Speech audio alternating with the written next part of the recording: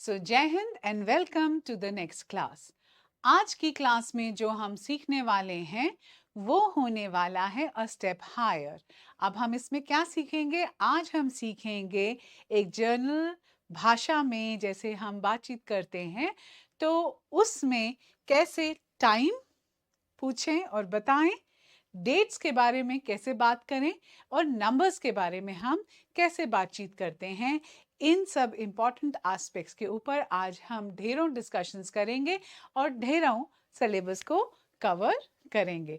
तो आइए without wasting any time हम चलते हैं अपनी क्लास में आगे।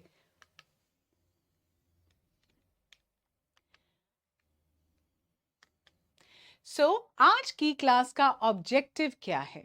आज हम क्या सीखने वाले हैं पहले ये समझ लेते हैं ताकि कुछ एक्साइटमेंट बरकरार रहे कि आज क्लास इंटरेस्टिंग होने वाली है। तो आज हम क्या सीखने वाले हैं इस क्लास के एंड तक मैं चाहती हूँ कि आप लोग सीख सकें क्या कि जब भी आपसे कोई क्वेश्चन पूछता है, कोई भी कॉन्वर्सेशन में अगर आपसे ये बात पूछे कि क्या टाइम है, क्या डेट है, क्या नंबर्स के बारे में अगर कोई बात कर रहा है तो उसको आप कैसे पूछ सकते हैं और कैसे उसको कॉन्फिडेंटली उस बात का जवाब भी दे सकते हैं। और बातचीत करने के लिए वोकैबुलरी तो हमेशा ही एक इम्पॉर्टेंट एस्पेक्ट रहा है, इम्पॉर्टेंट फैक्टर है जिसको हमें कभी भूलना नहीं चाहिए या नज़रअंदाज नहीं करना चाहिए। तो कुछ बेसिक वोकैबुलरी होती है, कुछ ऐसे शब्द होते हैं जो हमें टाइम के बारे में या डेट्स या मंथ्स या नंबर्स के बारे में बातचीत करने में बहुत ही आसान चीज़ों को बना देते हैं, हमारी बहुत बेहतरीन मदद करते हैं। तो उस बेसिक वोकैबुलरी को भी हम क्लास के एंड तक ज़रूर सीख जाएंगे, एटलीस्ट कोशिश पूरी करेंगे। एंड जो नेक्स्ट है, जो बड़ा ही इम्पॉर्टेंट पिलर है इस क्लास का, कि हम एक साथ मिलकर प्रोनाउंसिएशन की प्रैक्टिस करेंगे और जो सेंटेंस स्ट्रक्चर्स हैं कॉमन हमारी कॉन्वर्सेशंस में, डे टू डे की बातचीत में, उसके बारे में भी हमारी पकड़ थोड़ी बेहतर या मजबूत हो जाएगी by the end of the class. So, without wasting any further time, we will get back to the class and start with the basics. और बेसिक शुरू करने के लिए सबसे पहले हम लोग लेते हैं इंट्रोडक्शन को। टाइम और डेट्स के बारे में जब भी हम बात करते हैं तो ये बहुत ही इंपॉर्टेंट हो जाता है, हमें इस बात की समझ होनी, इस बात का संज्ञान होना, इस बात को समझना कि इनके बारे में हमें क्यों बातचीत करनी आनी चाहिए। क्योंकि जब भी हम टाइम या डेट की बात करते हैं तो क्या होता है, अगर हमसे कोई कोई डेट या टाइम के बारे में बात करेगा और हमें समझ ही नहीं आएगा कि उस बात का जवाब कैसे देना है, या अगर हमें ही डाउट है इन चीज़ों को लेकर के और किसी को कैसे पूछ के उससे क्लैरिटी चाहिए, तो एक कम्युनिकेशन में बहुत बड़ा गैप हो जाता है। तो बड़ा ही इम्पॉर्टेंट है हम ये बात समझें कि हमारी आम बोलचाल की अंग्रेजी भाषा में हम डेट्स और टाइम और नंबर्स को कैसे डिस्कस कर सकते हैं, उनके आसपास अपनी कॉन्वर्सेशन को कैसे बना या स्पिन अप कर सकते हैं। और क्या इंपॉर्टेंस है? अंडरस्टैंडिंग हाउ टू टॉक, इस बात की समझ होना कि हमें टाइम और डेट और नंबर्स को अपनी डे टू डे की भाषा में, उनके सेंटेंसेस में कैसे यूज करना है। तो वो हमें एक अंडरस्टैंडिंग होना भी जरूरी है। आप सोचेंगे कि क्या बात करनी है डेट्स के बारे में, क्या बात करनी है टाइम के बारे में, क्या बजा है 4 बजे है, क्या बजा है 5 बजे है, ऐसे ही तो बताना होता है, इसमें इतना क्या है। इसमें इम्पॉर्टेंट फैक्टर ये है, क्यों आपने सीखना है उसका इम्पॉर्टेंट रीज़न ये है कि जैसे आपने कोई मीटिंग स्केड्यूल करनी है, या आपने कोई ट्रिप प्लान करना है, या कोई कहीं से आ रहा है आपने उसे पिकअप करने जाना है, तो ये सब चीज़ें प्लान आउट करनी है, स्केड्यूल करनी है। तो उनके बारे में बातचीत तो आप करेंगे ना, तो वो बातचीत कैसे करेंगे अगर उसकी बेसिक आइडिया ही हमारे पास नहीं है। किसी से आप फ़ोन पे बात कर रहे हैं और while making a phone call अगर कोई आपसे पूछ लेता है कि अच्छा कितने बजे मिलना है, तो आप उसको अंग्रेज़ी में कैसे बता पाएंगे कि हाँ इतने बजे मिलते हैं, है ना? तो ये सब चीज़ें समझना और उनको अपनी डे टू डे लाइफ में अप्लाई करना एक साथ जुड़े हुए हैं। तो कुछ भी जो भी आप स्पोकन इंग्लिश क्लास में सीखेंगे, कुछ भी ऐसा नहीं है जो प्रैक्टिकली आप यूज नहीं कर सकते। तो आज की क्लास बहुत इंटरेस्टिंग होने वाली है, क्योंकि डेट, टाइम, मंथ्स के बारे में तो हम लोग हमेशा बातचीत करते ही रहते हैं, हमारी लाइफ ही इसी में गुजर जाती है, और इनके बारे में डिस्कस करना, बातचीत करना, बोलना, पूछना, समझना हमें जरूर आना चाहिए। तो अगर आप ट्रैवल कर रहे हैं किसी के साथ, है ना, और कोई आपसे पूछता है व्हाट इज द टाइम या when are you coming back, तो आप कैसे बताएंगे? तो बातचीत करने के लिए इन सब की अंडरस्टैंडिंग होना, क्या एक सिंपल हम सेंटेंसेस इन सिचुएशंस में या इन बातों को डिस्क्राइब करने के लिए कैसे यूज कर सकते हैं, ये आज की क्लास में हम सीखेंगे। तो ये अंडरस्टैंड करेंगे और आगे बढ़ेंगे। तो लर्निंग नंबर्स इज इम्पॉर्टेंट। जब हम नंबर्स के ऊपर आते हैं तो ये बड़ा ही ज़रूरी हो जाता है हमें समझना कि नंबर्स को बोलना कैसे है ना। जीरो नहीं है, ज़ीरो है ना। वैसे ही बहुत सारे ऐसे प्रोनाउंसिएशन एरर्स हमें देखने मिलते हैं जहाँ पर स्टूडेंट्स को ये समझ ही नहीं आता इस नंबर को कैसे प्रोनाउंस करना है। तो हम क्या देख रहे हैं, नंबर्स तो हमारे आसपास हर जगह हैं। हम हर टाइम नंबर्स के बारे में बात कर सकते हैं, किताब में कौन सा पेज नंबर खोलना है, या इस सामान अगर हम शॉपिंग जाते हैं तो उस पर कोई कीमत लिखी होती है प्राइस टैग पे, तो वो कीमत क्या है उसको कैसे पढ़ना है। या जब हमें किसी को कुछ टाइम बताना होता है, 2 बज गए हैं, 3 बज गए हैं, 3 o'clock, इट्स 4 o'clock, तो भी हम नंबर्स का यूज करते हैं, है ना। तो बड़ा ही जरूरी है कुछ बेसिक नंबर्स की प्रोनाउंसिएशंस को सीख लेना। तो ये जर्नली मैंने 31 तक कवर करे हैं, क्योंकि ये हमारे कैलेंडर डेट्स होते हैं, है ना, और जर्नली हम अपना प्लान इन्हीं डेट्स के आसपास ही शेड्यूल करते हैं। तो आइए मिलकर मेरे साथ आप लोग रिपीट करेंगे इनकी बेसिक प्रोनाउंसिएशन को। तो डेट वाइज हम लोग आगे की तरफ जाएंगे।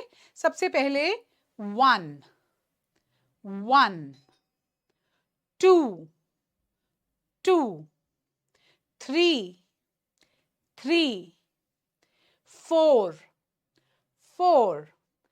5, 6, 7, 8, 8 नहीं 8, 9 and 10।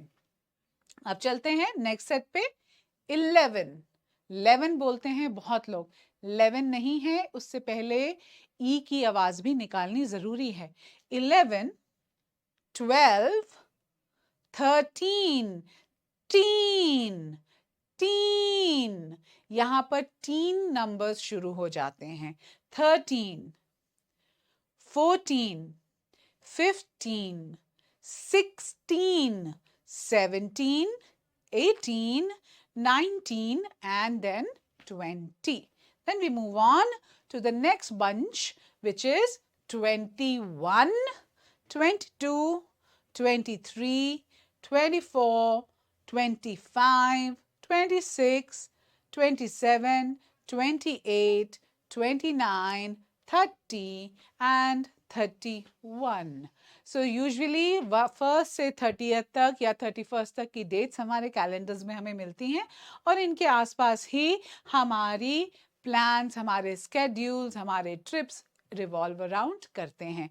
तो इनकी प्रोनाउंसिएशन करेक्ट होना बड़ा इम्पॉर्टेंट हो जाता है, क्योंकि ये सबसे ज़्यादा नंबर्स हैं जो आपकी वोकैबुलरी में या आपकी डे टू डे भाषा में या बोलचाल में आप यूज़ करेंगे। सो देखिए, अब नंबर है 1 and 3, इट इज़ 13, टीन, आखिर में आवाज है टीन की, जबकि 30 है 30, टी, 30, 40, 50, वो टी की आवाज देता है। तो कंफ्यूज नहीं होना है 13 और 30 में। 13 यानी 13, 30 यानी 30। सेम वे 14, देन 40 यानी 40। तो नंबर्स को क्लैरिटी से बोलेंगे। अगर आप खुद ही क्लियर नहीं हैं किसी बात को बोलने के लहजे से या उसकी प्रोनाउंसिएशन से तो बड़ा ही मुश्किल और इम्पॉसिबल सी चीज़ हो जाती है लिसनर के लिए आपकी बात को ठीक से समझना। अगर आप फ़ोन पे बात कर रहे हैं और किसी को बोलते हैं I will meet you on the 13th, और अगर आप 13th या 13 बोलेंगे तो वो क्लियर है, लेकिन अगर आप 30 ऐसे करके बोलेंगे तो बड़ा कंफ्यूजिंग है कि 30 बोल रहे हैं 13th बोल रहे हैं, तो मिसअंडरस्टैंडिंग्स हो सकती हैं, कंफ्यूजन्स हो सकती हैं। इन सबको बड़े इजीली वाइप आउट कर सकते हैं अगर हम अपनी प्रोनाउंसिएशन पर काम करें। So next is 16। टीन और जो टी नंबर्स हैं जैसे 60, ये बड़े सिमिलर साउंड करते हैं, एक जैसी आवाज देते हैं, तो इन्हें जब भी बोलें मेक श्योर कि आप एंड की जो आवाज है, ध्वनि है, उस पर ध्यान दें। अनदर एग्जाम्पल 17 यानी 17, 70 यानी 70। तो क्लैरिटी से बोलिए जब भी आप नंबर्स किसी से डिस्कस कर रहे हैं। देन अब रियल लाइफ सिनेरियो में हम नंबर्स को कैसे यूज करते हैं, इसके कुछ एग्जांपल्स हैं जो मैं सेंटेंसेस में लेकर के आपके सामने आई हूं, ताकि आप यही ना सोचें ये तो मैथ्स क्लास शुरू हो गए, इंग्लिश से मैथ्स पे चले गए। ये इंग्लिश क्लास ही है और स्पोकन इंग्लिश पे ही एम्फेसिस है, ठीक है? तो आइए मेरे साथ बोलेंगे, ट्राई करेंगे हर सेंटेंस को मेरे साथ सुन के पहले फिर रिपीट करना। I am 20 years old। मैं 20 साल का हूं या मैं 20 साल की हूं। I am 20 TY I am 20 years old। Okay, next, her phone number is, उसका फोन नंबर है, क्या फोन नंबर? 1 2 3 4 5 6 7, या कुछ भी रैंडम जो भी फोन नंबर है ये मैंने यहाँ पे डाल दिया है। आप जिसके बारे में बात कर रहे हैं उनका फोन नंबर इसको रिप्लेस करके भी बोल सकते हैं। Next, the meeting is on. Meeting कब है? मीटिंग इज ऑन कौन सी डेट पे है? 27th। तो 27 जब नंबर होता है, हम जब उसको कैलेंडर की तरह यूज करते हैं, डेट की तरह, तो हम उसके साथ TH लगा देते हैं, ठीक है? सो 13th, 27th। So when is the meeting? It is on 27th of November. Next, the price is $40। क्या प्राइस है किसी चीज की? It is 40 rupees। It is $40। So 40, not 14। 14 और 40 दोनों अलग नंबर्स हैं, दोनों का बोलने का तरीका भी एकदम अलग है। Next, the bus arrives eight 7 o'clock। कब आ रही है बस? बस आएगी 7 बजे। तो जब हम टाइम की बात करते हैं और पूरे 7 बजे की बात करते हैं या 8 बजे की बात करते हैं या 9 बजे की बात करते हैं, जब भी हम एक पूरे 60 मिनट का साइकिल खत्म होकर घंटों में बात करते हैं, तो उसके लिए हम यूज करते हैं ओ क्लॉक। क्या यूज करेंगे? O'clock. इसको आगे हम कवर करेंगे। Next, how old are you. अगर आपने किसी से पूछना है कि आपकी उम्र क्या है, तो ये एक क्वेश्चन है जो आप फ्रेम करेंगे नंबर्स के आसपास। अगर किसी ने आपसे पूछा हाउ ओल्ड आर यू, आप इजीली जवाब दे सकते हैं I am 20 years old। So numbers की प्रोनाउंसिएशन डेफिनेटली हमारे रियल लाइफ कंटेक्स्ट में हमेशा ही रहती है। नेक्स्ट, कुछ और एग्जांपल्स देख लेते हैं एक कॉन्वर्सेशन के तरह से, कि जैसे दो लोग आपस में बातचीत कर रहे हैं, एक ने क्वेश्चन पूछा और उसको कैसे हमने हैंडल किया।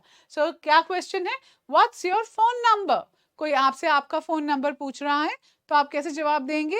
माई फोन नंबर इज, और फिर आप अपना फोन नंबर बता सकते हैं। नहीं तो उसको और भी छोटा और सरल बनाने के लिए आप सीधा बोल सकते हैं इट्स यानी मेरा फोन नंबर ये है, या मेरा फोन नंबर है, तो उसको एकदम छोटा कर दिया, इट्स लगा करके, इट्स और आगे अपना फोन नंबर। जैसे यहां पर जवाब में क्या लिखा है हमने? इट्स 555789 0। सो इस तरह से आप बड़े स्मार्टली, किसी ने अगर आपसे फोन नंबर पूछा तो उसका जवाब आप बड़े कॉन्फिडेंट तरीके से अंग्रेजी में दे पा रहे हैं। How many people are coming. Next है, अगर कोई पूछता है कि आप पार्टी पे जा रहे हैं या आप रेस्टोरेंट में फोन करके फोन पे टेबल बुक कर रहे हैं, है ना, रिजर्व कर रहे हैं टेबल, तो आप अगर रेस्टोरेंट में फोन करें please book a table for us, तो आगे से वो क्या पूछेगा आपको, वो पूछेगा हाउ मेनी पीपल सर, या how many people will be coming sir. तो आपको एक नंबर बताना होगा उसको कि 4 लोग आएंगे, 3 लोग आएंगे, 2 लोग आएंगे। तो नंबर को आप कैसे एक सेंटेंस में स्ट्रिंग कर करके जवाब दे सकते हैं, देखते हैं। 10 people book a table for 10, या 10 पीपल आर कमिंग। तो आप उसको बोलें 10 लोग आ रहे हैं, तो वो आपके लिए 10 लोगों का टेबल एक बढ़िया सा बुक कर देगा। ठीक है। नेक्स्ट, जब भी हम एज के बारे में किसी से बात करते हैं हम नंबर्स यूज कर रहे हैं, हम डेट्स के बारे में बात कर रहे हैं हम नंबर्स यूज कर रहे हैं, हम अगर फोन नंबर्स की बात कर रहे हैं अगेन यहाँ पर भी नंबर्स को सही तरीके से प्रोनाउंस करना हमारे लिए बहुत ही जरूरी हो जाता है। तो अब हम मूव ऑन करते हैं नेक्स्ट पार्ट पर कि हम डेट्स को करने के बाद अब हम डेज मंथ्स को कैसे बोलेंगे और उनके बारे में कैसे बातचीत करेंगे। सो हफ्ते के होते हैं 7 दिन, है ना, there are 7 days in the week, और एक हफ्ते में जो दिन होते हैं वो किसी ना किसी इम्पॉर्टेंट काम के लिए हम रिजर्व करके रखते हैं ना। जैसे मंडे तो मुझे ऑफिस जाना है, ट्यूसडे मुझे शॉपिंग जाना है, वेंसडे मुझे आज किसी को मिलने के लिए जाना है, थर्सडे मेरी डॉक्टर से अपॉइंटमेंट है, फ्राइडे मुझे पार्क जाना है, सैटरडे मेरे फ्रेंड्स घर आ रहे हैं, संडे मैं कुछ नहीं करूंगी, संडे को मैं आराम करूंगी, है ना। तो सातों के सातों दिन मेरा एक स्केड्यूल है जो मैंने रेडी किया हुआ है। और अगर कोई मुझे पूछे what are you doing on Saturday, are you free, क्या आप सैटरडे को फ्री हैं, तो मैं क्या जवाब दूंगी, नहीं नहीं I am not free on Saturday, bye, मेरे फ्रेंड्स आ रहे हैं। तो ऑलरेडी मैंने वीक को प्लान कर लिया, वीक के 7 दिनों को मैंने बढ़िया से प्लान कर लिया।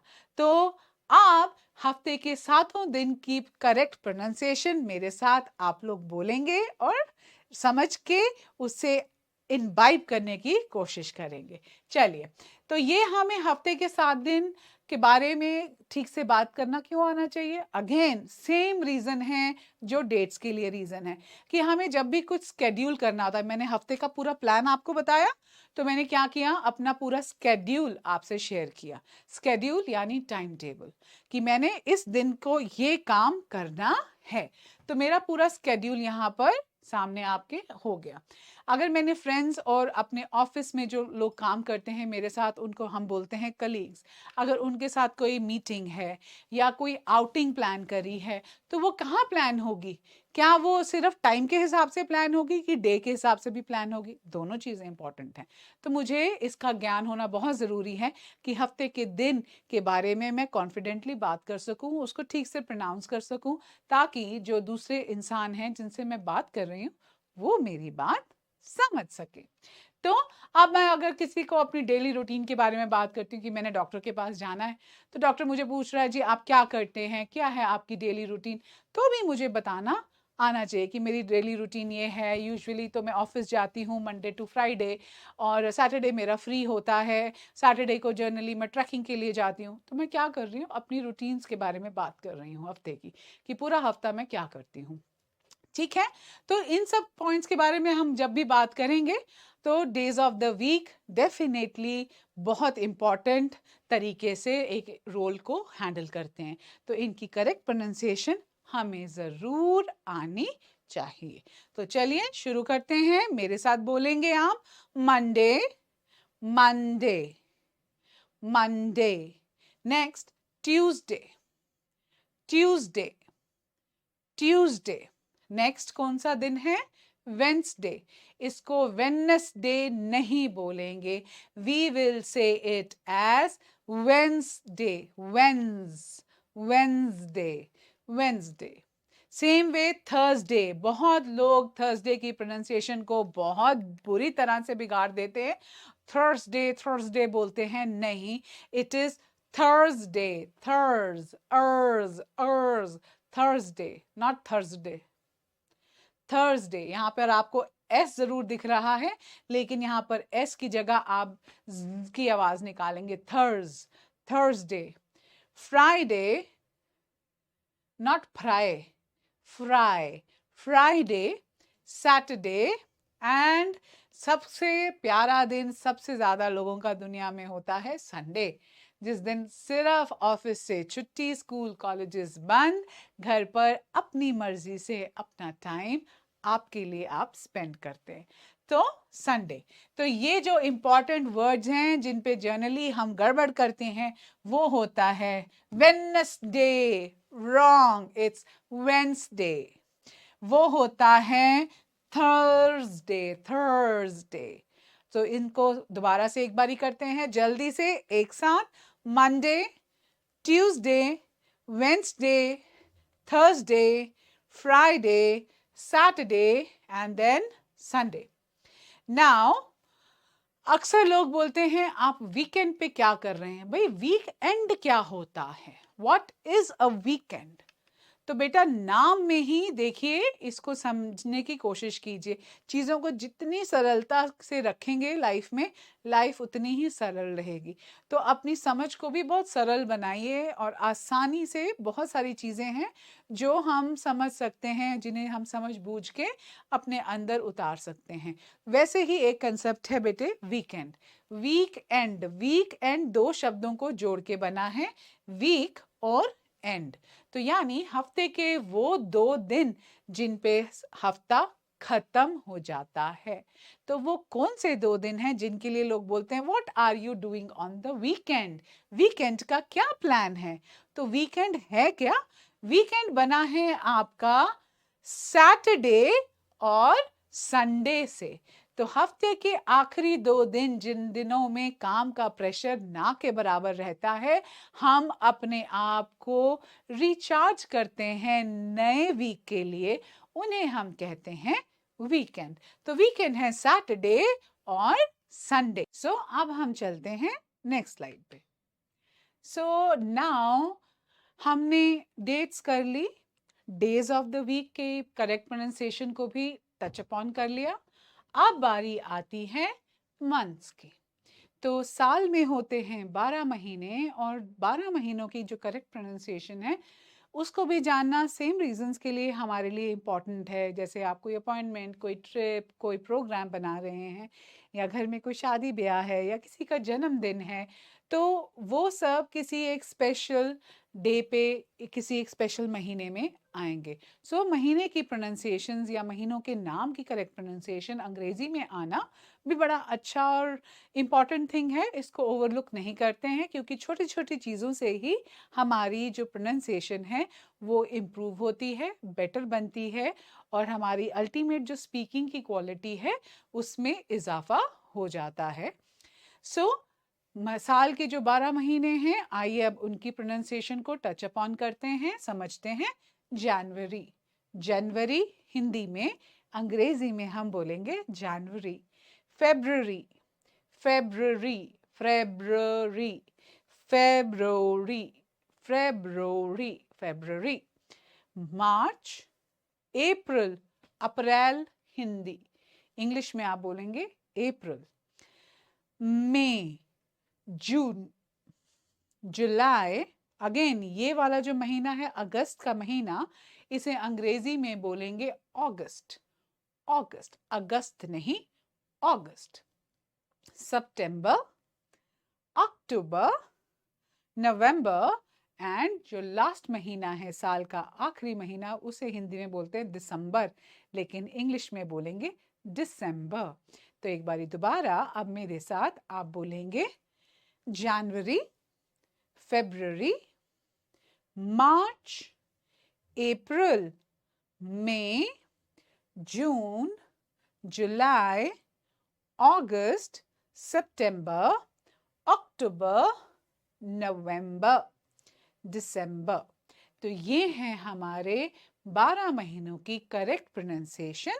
इसे जानना आपको बर्थडेज, हॉलीडेज, ट्रिप्स, छुट्टियां, अपॉइंटमेंट्स लेने के लिए बहुत ज़्यादा हेल्प करेगा। तो एक छोटी सी सिंपल कॉन्वर्सेशन एग्जाम्पल्स में लेकर के आई हूँ, एक एक दो दो लाइनों के, जिसमें किसी ने कुछ क्वेश्चन पूछा है और उसका जवाब हम कैसे दे सकते हैं आज की जो वोकैबुलरी हम सीख रहे हैं उसके साथ। कैसे? When is your birthday? आपका बर्थडे कब है? बर्थडे यानी जन्मदिन। कब है आपका जन्मदिन? माई बर्थडे इज इन अगस्त। मैंने जान के ये वर्ड यूज किया है, महीने का नाम अगस्त, ताकि आप मेरे साथ इसकी प्रोनाउंसिएशन को बेहतर कर सकें। अगस्त। Next, what month is it now? अभी कौन सा महीना चल रहा है? इट्स नवंबर। नवंबर का महीना चल रहा है, it's November. Next, when are you going abroad? Abroad यानी देश से बाहर जाना, किसी और देश में जाना या वहां घूमने फिरने काम करने जाना। अब्रॉड यानी परदेश, दूसरा देश। So when are you going abroad? तो अगर आपसे कोई पूछ रहा है कि आप कब जा रहे हैं, अगर आप कहीं बाहर जा रहे हैं, किसी दूसरे देश में जा रहे हैं यात्रा के लिए, तो आप उसका जवाब दे सकते हैं we'll be going abroad. Again यही महीना मैं लेके आई हूं, अगस्त। अगस्त, we'll be going abroad in August. Next, what's the date today? आज क्या डेट है? तो अगर आपसे कोई डेट पूछता है तो आप सिर्फ नंबर बोल सकते हैं 16 नवंबर, पर उसको और बढ़िया बनाने के लिए, एक अच्छे इंग्लिश स्पीकर की तरह बोलने के लिए हम कैसे बोलेंगे? टुडे इज, आज है ट्यूसडे। हफ्ते के दिन का नाम भी आ गया। Today is Tuesday. कौन से महीने का ट्यूसडे? नवंबर। नवंबर का कौन सा ट्यूसडे? 16 तारीख। तो हमने कैसे बताया what is the date today?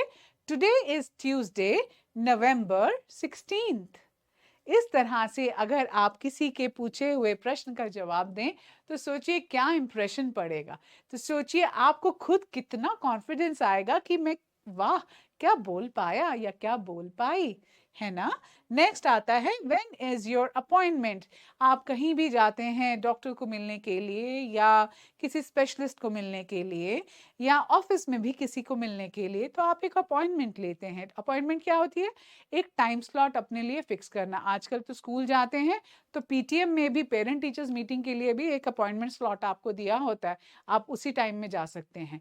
तो अपॉइंटमेंट अगर आप किसी से लेते हैं तो उसमें भी बड़ा जरूरी है बताना कि कौन से दिन की अपॉइंटमेंट है, देन कौन सी डेट की अपॉइंटमेंट है, और कहीं कहीं तो किस टाइम की अपॉइंटमेंट है, वो भी हम कवर करते हैं, आगे करेंगे। चलिए, व्हेन इज योर अपॉइंटमेंट?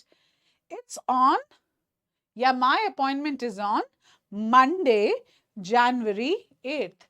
8 जनवरी सोमवार को मेरी अपॉइंटमेंट है।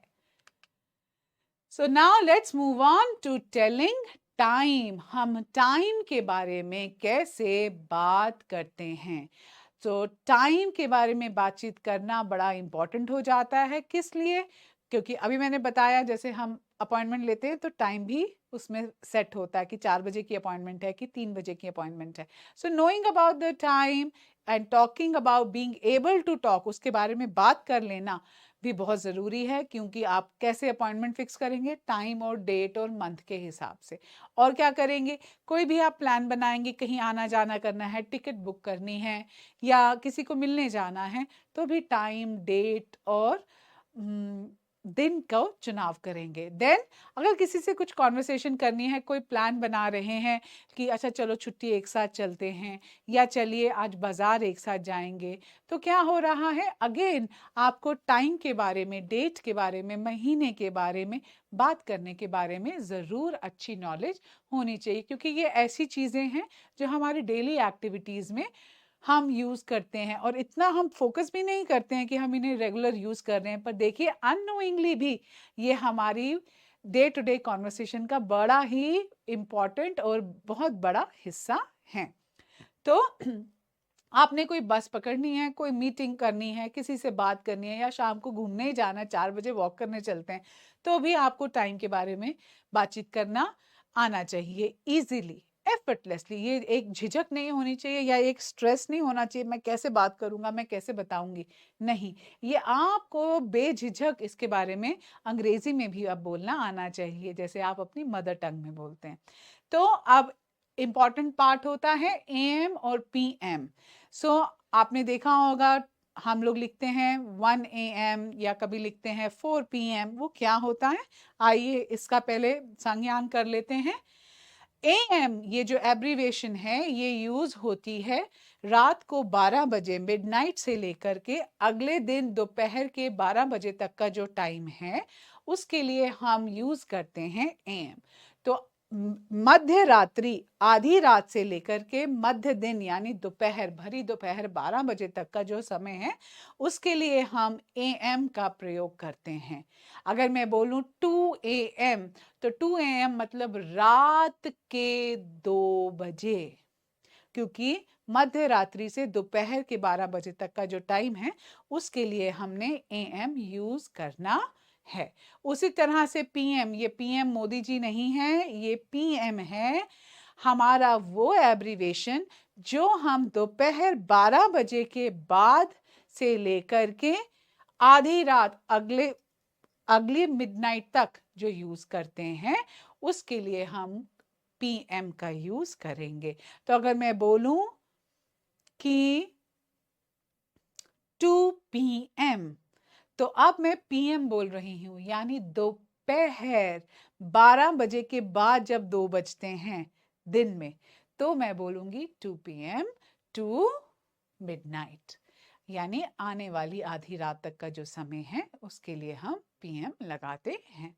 तो AM मॉर्निंग का टाइम है, PM आफ्टरनून और इवनिंग और नाइट के लिए हम यूज करते हैं। ठीक है, एक बारी दोबारा समझा देती हूँ। AM हम मध्य रात्रि से दोपहर 12 बजे तक के टाइम के लिए यूज करते हैं। दोपहर 12 बजे से लेकर के दोबारा जब तक हम मध्य रात्रि में नहीं आते तब तक हम PM का इस्तेमाल करते हैं। ठीक है, चलिए नेक्स्ट अब हम आते हैं बेसिक वोकैबुलरी क्या है और टाइम से रिलेटेड इसको समझने के बारे में।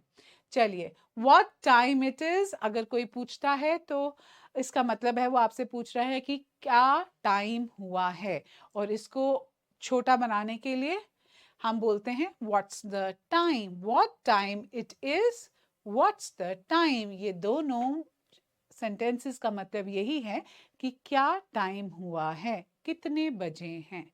व्हाट टाइम इट इज, कितने बजे हैं। तो इसका जवाब हम कैसे दे सकते हैं? बहुत आसानी से, इट्स डैश ओ क्लॉक। तो मैंने बताया था 1 बजे, 2 बजे, 3 बजे, 4 बजे, जब भी हमारे घंटे पूरे होते हैं तो उनके लिए हम ओ क्लॉक इस्तेमाल करते हैं। जैसे कि अगर एग्जाम्पल ले लेती हूँ, 3 बज गए हैं तो मैं क्या बोलूंगी? इट इज या इट्स 3 ओ क्लॉक। नेक्स्ट, अब 7:30 जब बज जाते हैं, यानी 1 घंटा पूरा हो गया, उसके आगे के 30 मिनट भी पूरे हो गए, 7:30 जैसे एग्जाम्पल लेते हैं, तो इंग्लिश में आप उसको कैसे बोलेंगे? 7:30 नहीं बोलेंगे, कैसे बोलेंगे? ऐसे बोलेंगे, हाफ पास्ट। हाफ पास्ट मतलब 30 मिनट ऊपर हो जाना, आधा घंटा ऊपर हो जाना 1 घंटे के। तो कैसे होगा? 7:30, यानी 7:30। 7:30 यानी 7:30, या इसको हम हाफ पास्ट की जगह 30 भी बोल सकते हैं। 4:30, 5:30, 30 मिनट ऊपर हो जाना 5, यानी किस घंटे की बात हो रही है? 30, यानी उसका आधा घंटा ऊपर हो चुका है। 5:30, 5:30। या तो आप ऐसे बोल सकते हैं या आप ऐसे बोल सकते हैं, 5:30, आधा घंटा 5 बजे के ऊपर हो चुका है। Next, quarter past. Quarter past क्या होता है? जब घड़ी की सुई नंबर 3 पे आती है, मिनट हैंड, जो आपको मिनट की गणना कराता है। जब 15 मिनट, 1 घंटे के शुरुआती 15 मिनट पूरे हो जाते हैं तो उसके लिए हम बोलते हैं क्वार्टर पास्ट। क्वार्टर पास्ट, अगर 3:15 हुए हैं तो मैं बोलूंगी Quarter-past-3। 6:15 हुए हैं तो मैं बोलूंगी Quarter पास्ट मतलब 6 बजे के बाद 15 मिनट पूरे हो चुके हैं।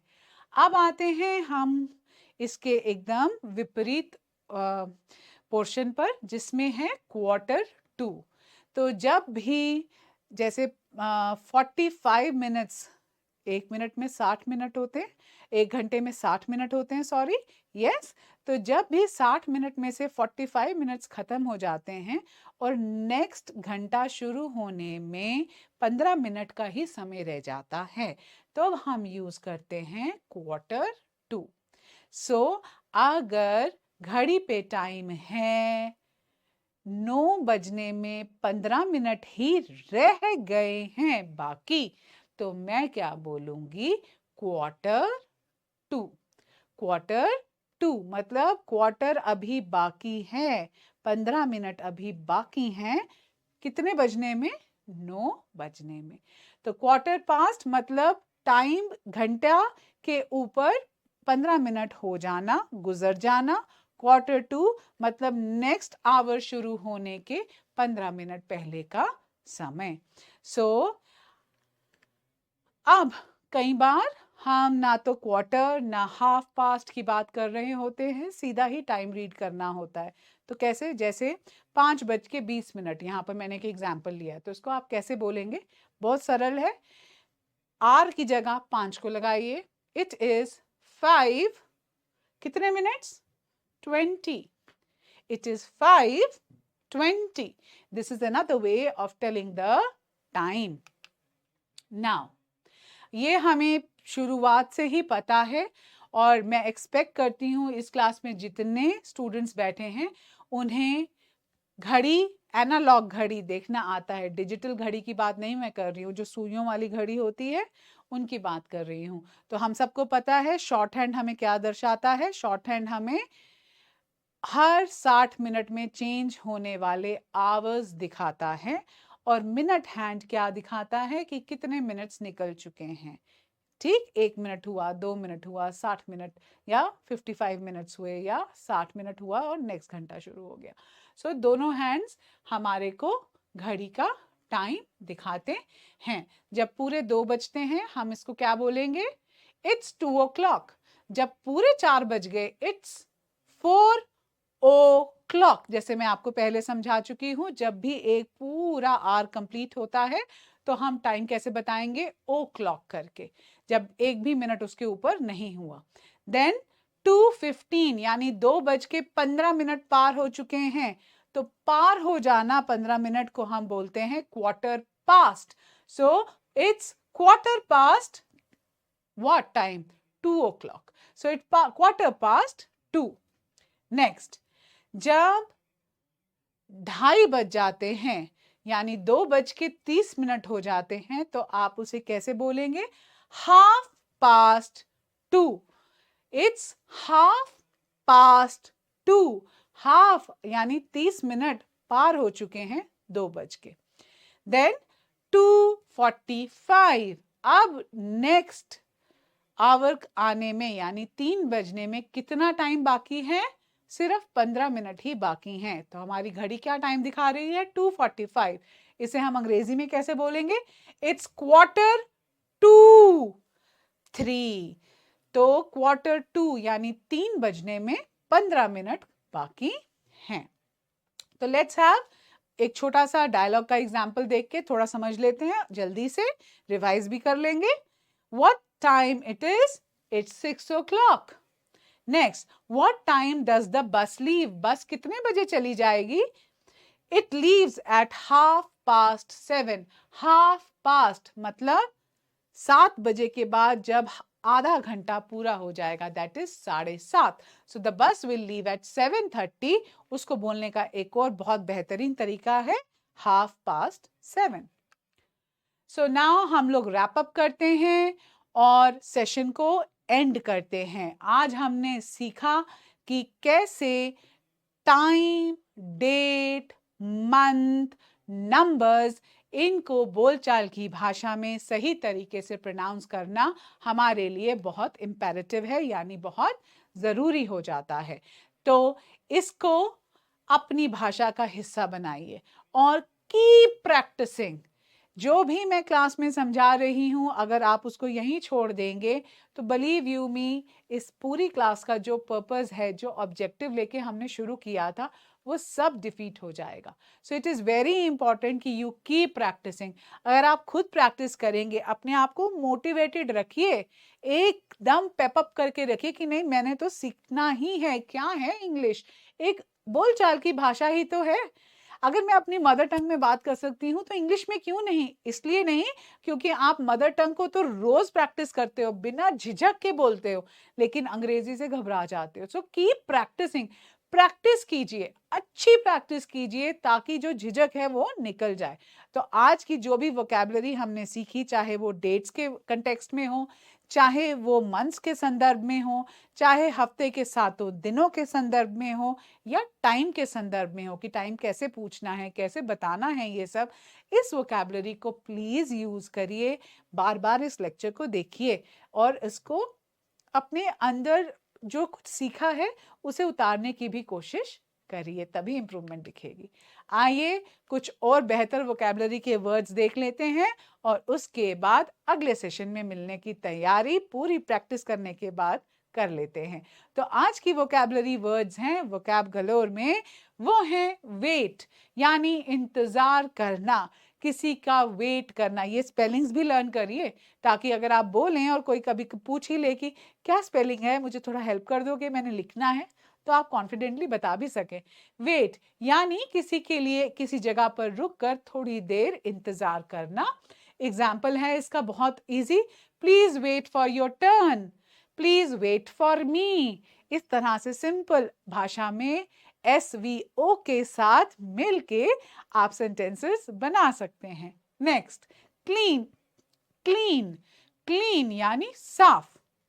टू रिमूव डर्ट या अनवांटेड जो चीजें हैं, अनवांटेड सब्सटेंस मतलब जो चीजें नहीं चाहिए उन्हें हटा देने को हम बोलते हैं clean. Please clean up the room, please go clean your self, अपने आप को साफ करके आइए, मिट्टी डस्ट लगी हुई है, कपड़े बदल के आइए, गो क्लीन योर सेल्फ।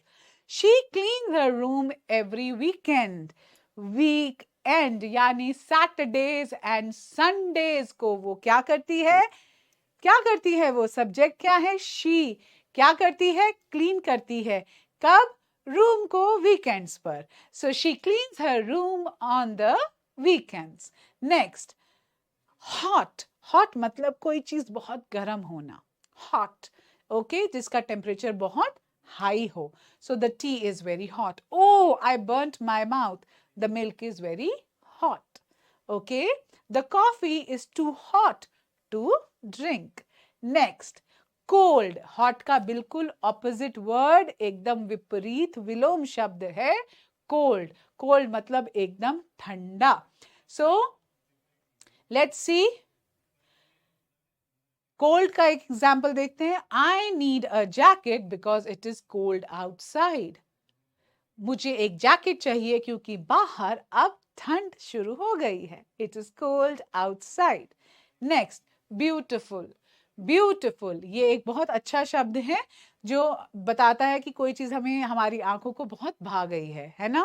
तो प्लीजिंग टू द आई, कोई चीज जब हमें पसंद आ जाती है देखनी तो हम कहते हैं it is beautiful. So the example is she has a beautiful smile, उसकी स्माइल बहुत ही खूबसूरत है, ब्यूटिफुल मतलब खूबसूरत। My mother is beautiful. You have a beautiful hand writing, आपकी हैंड राइटिंग बहुत सुंदर है। सो आज की क्लास में सिर्फ इतना ही, और ये सिर्फ इतना नहीं है, ये बहुत सारा है। अगर इसे प्रैक्टिकली इस्तेमाल करें तो प्रैक्टिकली इस्तेमाल करिए, और नेक्स्ट क्लास तक ढेरों प्रैक्टिस के साथ रेडी हो जाइए अगले न्यू टॉपिक को ग्रास्प करने के लिए। तब तक के लिए थैंक यू एंड जय हिंद।